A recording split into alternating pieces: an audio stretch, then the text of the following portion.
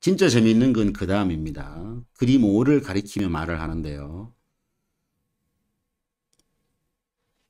우리는 흔히 의무와 권리를 반대말이라고 생각합니다.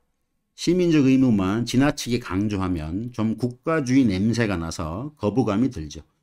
그런데 연대적 시민성이 높은 사람들은 시민적 권리의식도 높고 시민적 참여 성향도 높습니다. 의무, 권리, 참여가 한 묶음으로 간다는 얘기입니다. 권리의식도 통계 분석을 해보면 두 묶음으로 갈립니다.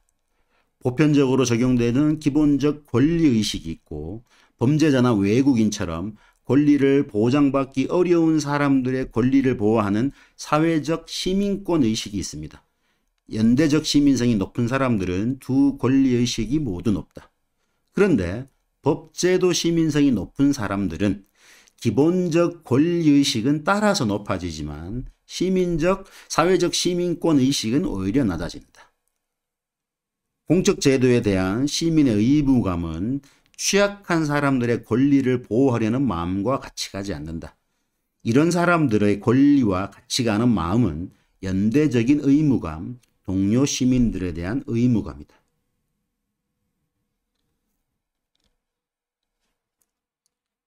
이것으로 우리가 찾아낸 성배 효능을 확인했다. 연대적 시민성은 좋은 결과와 좋은 태도를 모두 끌어올린다. 심지어 의무와 권리라는 이분법마저 뛰어넘는다. 연대적 의무감이 높은 사람들은 시민적 권리에 더 민감하다. 좋은 사회란 무엇인가? 좋은 시민이 많은 사회다. 좋은 시민이란 누구인가? 동료 시민들에 대한 연대적 의무감을 더 많이 느끼는 사람들이다. 다른 어떤 변수보다도 연대적 의무감이 좋은 사회를 만드는데 결정적 변수라고 데이터는 보여준다. 장기적으로 사회가 더 좋아지는 비밀도 연대를 어떻게 확장시키는가에 달려있을 것이다. 임동균 교수는 마스크에 대한 태도에서 흥미로운 경향을 찾아냈다.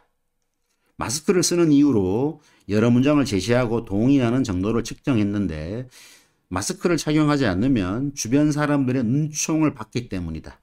이에 동의하는 정도가 강할수록 지원 성향이 낮아졌다. 그러니까 피해자들을 정부가 도와야 한다는 비율이 낮았다.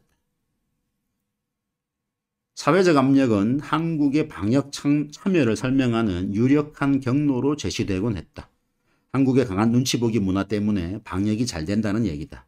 그런데 이 사회적 압력에 더 세게 반응한 사람일수록 피해자에 대한 연대의식은 낮아진다. 각자 도생으로 빠지는 경로다. 이 사회적 압력 경로는 단기적으로 방역에 도움을 줄 수는 있지만 장기적으로 좋은 결과에 도달하지 못한다. 방역을 작동시키면서도 각자 도생으로 빠지지 않는 좋은 시민의 열쇠는 연대적 시민성이 쥐고 있다.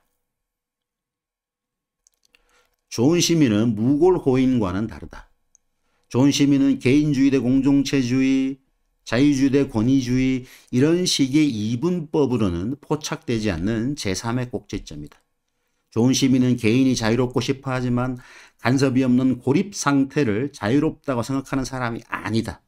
그들은 내가 자유로우려면 좋은 공동체가 필요하다고 생각한다. 좋은 공동체가 있어야 나의 자유가 지켜진다. 연대적 시민성이 묘사하는 사람을 한 문장으로 압축하면 내가 자유롭기 위해 좋은 공동체에 기여하고자 하는 사람이다. 하고자 하는 시민이다. 코로나19 재난기는 이 좋은 시민의 원칙을 체감하도록 만들어준다.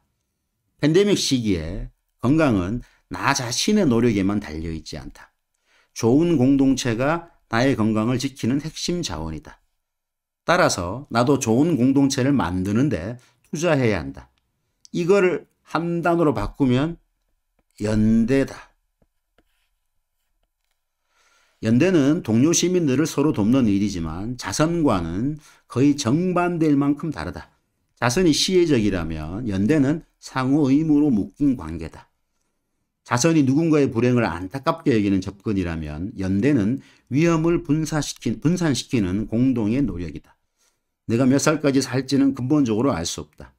하지만 사회는 평균 수명을 계산할 수 있고 따라서 노인복지에 쓸 비용을 계산하고 대응할 수 있다. 그게 연금이다. 내가 암에 걸릴 위험은 근본적으로 알 수 없다. 하지만 사회 전체가 암 환자에게 어느 정도 비용을 써야 할지는 계산하고 대응할 수 있다. 그게 건강보험이다. 보험이다. 위험은 개인에게 닥치면 숙명이지만 사회 전체가 공동으로 대응하면 계산 가능하고 관리 가능한 무엇이 된다. 위험에 개인이 대비하도록 내버려 두면 위험을 감당하지 못하는 시민들이 속출할 것이다.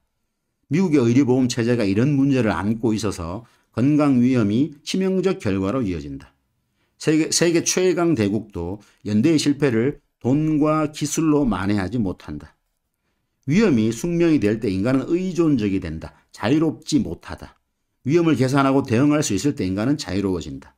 연대는 위험을 관리 가능하게 만들어 함께 자유로워지는 전략이다. 12월에 나온 대통령의 답. 그래서 연대의 원리는 보험과 비슷하다. 연대는 위험에 당첨되는 사람을 구원하는 방식이고 당첨이 될 확률이 높은 사람과 낮은 사람이 하나의 보험 체제로 함께 손잡는 원리다. 당첨되지 않는 사람들도 비용을 낸다. 하지만 그는 손해를 보는 것이 아니라 위험을 관리한다는 공동의 프로젝트에 투자하여 위험으로부터의 자유를 산 것이다.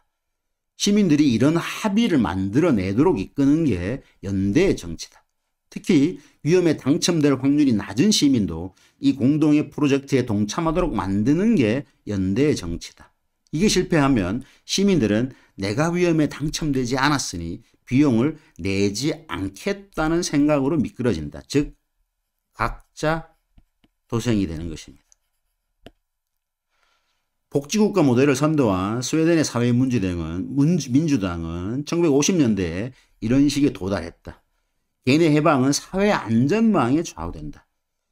사회 안전망이 있을 때만 모든 사람의, 특히 변화에 취약한 사람의 자유, 기회, 역량이 보장된다. 한 사람의 자유는 모든 이들의 연대에 달려있다. 북유럽의 이 지독한 개인주의자들은 누구에게도 의존하지 않는 사회, 심지어 가족으로부터도 자유로울 수 있는 사회를 원했다. 그래서 그들은 연대를 사회의 작동 원리로 끌어올렸다. 이제 재난이 공동체를 연대와 각자 도생의 갈림길에 세운다는 말의 의미가 분명해졌다. 재난은 공동체를 덮치는 차원이 다른 위험이다. 연대의 원리가 작동한다는 것은 사회 전체가 이 위험을 공동으로 대응한다는 의미다. 이럴 때 위험에 당첨된 사람들은 연대라는 보험 원리의 도움을 받아 버텨낸다. 불쌍해서 자선을 받는 게 아니다.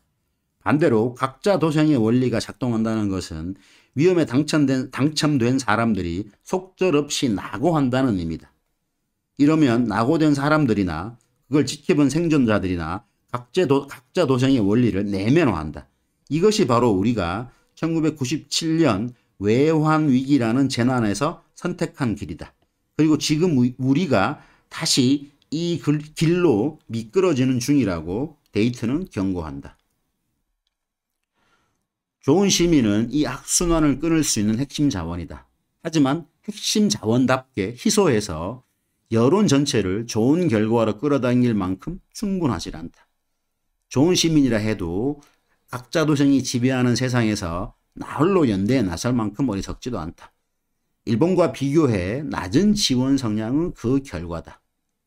결론은 간명하다. 연대가 연대로 보답받는 경험이 무엇보다 중요하다. 그래야 연대가 사회 전체의 작동 원리로 확장될 것이다. 이 열쇠는 정치가 쥐고 있다. 위험을 사회 전체가 나누어 드는 공동의 노력을 만들어내는 책임. 위험에 당첨되어도 보호받는 경험을 만들어내는 책임. 이게 재난기 정치의 몫이다. 이게 될 때만 좋은 시민들도 연대에 마음 놓고 나설 수 있다. 출발은 좋았다. 봄과 여름의 방역 성공은 사령탑인 정부에 대한 신뢰를 한껏 끌어올렸다. 연대의 원리를 작동시킬 정치적 자원이 쌓였다. 방향도 잘 잡았다. 6월 9일 국무회의 모두 발언에서 문재인 대통령은 이렇게 말했다.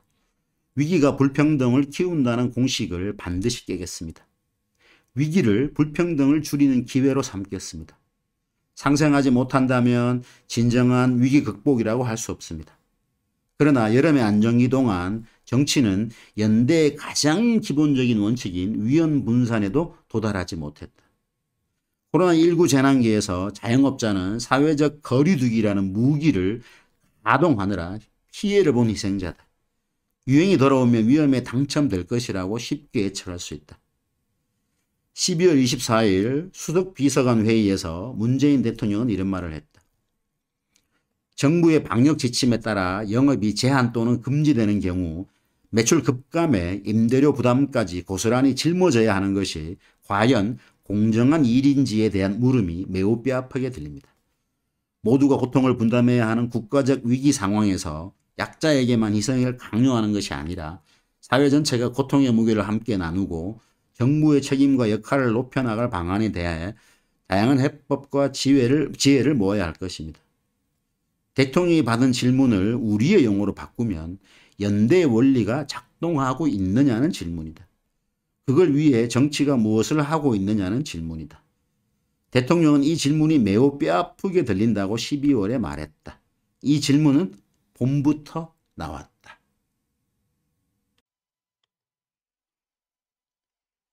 안녕하십니까. 조정환TV 조정환입니다. 기사의 내용을 읽어봤는데요. 약간 그 고등학교 수업하는 식으로 좀 읽었었는데요. 좀 더 연습해서 잘 읽어보도록 하겠습니다. 이 코로나를 통한 코로나를 대처하는 데 있어서 개인들의 각자 도생의 원리가 아니라 연대를 통한 연대의 경험을 통해서 또는 그 연대 과정에 포함되어짐으로써 내가 위험에 당첨되지 않을 수 있다는 경험을 제공하는 것이 굉장히 중요하고요. 북유럽의 복지국가들도 마찬가지입니다. 그 연대를 통해서 위험을 관리하는 경우에만 그 위험이 분산되어질 수 있고 또 개인이 그 위험에 당첨될 확률이 굉장히 낮아지는 것입니다. 저희 나라도 마찬가지죠. 복지국가라는 개념으로 가기 위해서는 정세라는 과정이 필수적일 텐데요.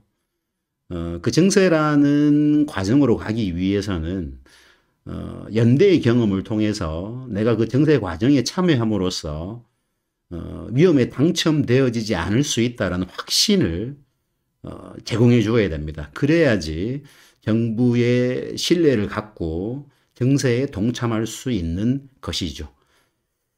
지금도 우리 정부가 늦지 않았습니다. 자원도 있고요.